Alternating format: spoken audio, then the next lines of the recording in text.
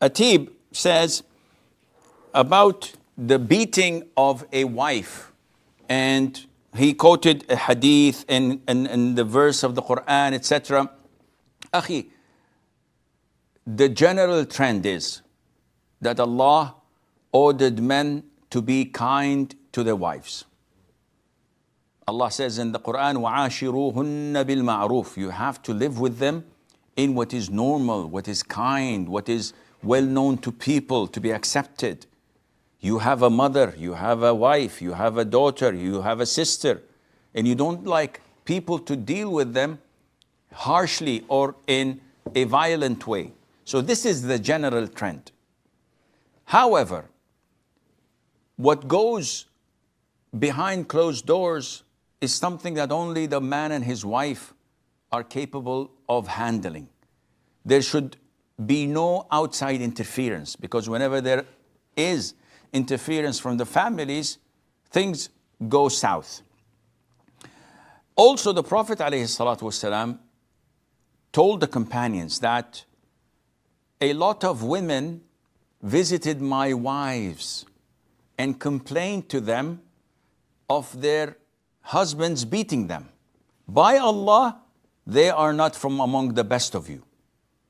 Meaning these men who beat their wives are not among the righteous, the pious, those who are God-fearing.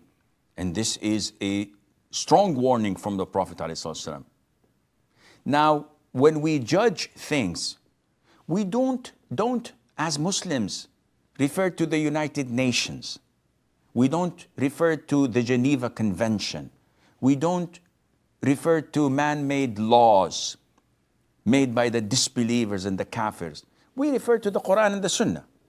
So if you go to verse 34, chapter 4, I'm giving you the reference.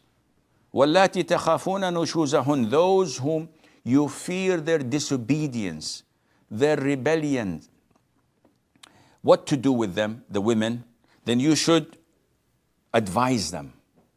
You should give them counseling. You should remind them of Allah, of how bad this is, how sinful it is, and that they are doing something that Allah does not love.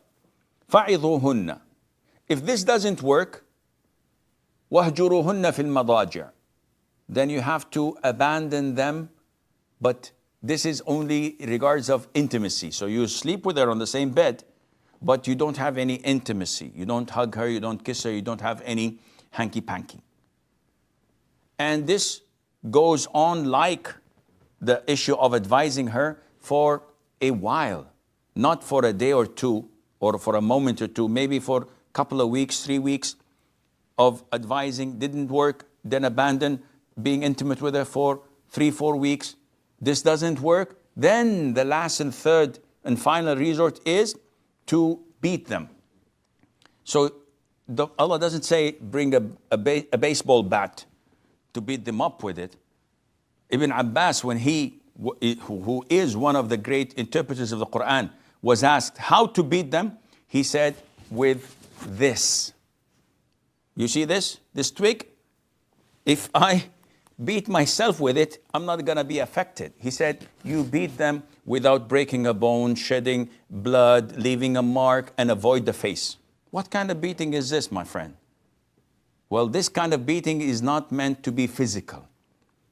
It is meant to be sentimental, something that would hurt her, to open her eyes, to see how disobedient she is and how bad as a wife she is. After all the love, my husband is beating me with a twig. So this kind of beating is a form of reprimand, not slapping her on the face, not slapping her on the shoulder and leaving marks of your fingers on. This is not permissible. It should not leave a mark on the body. It should not shed blood.